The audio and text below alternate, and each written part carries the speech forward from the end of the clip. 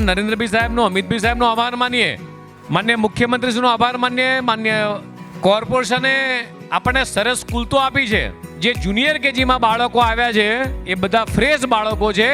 બાકી બીજા જેટલા નવા બાળકો આવ્યા છે તમામે તમામ પ્રાઇવેટ સ્કૂલમાંથી એડમિશન શિફ્ટ કરાવી અને અહીંયા આવ્યા છે.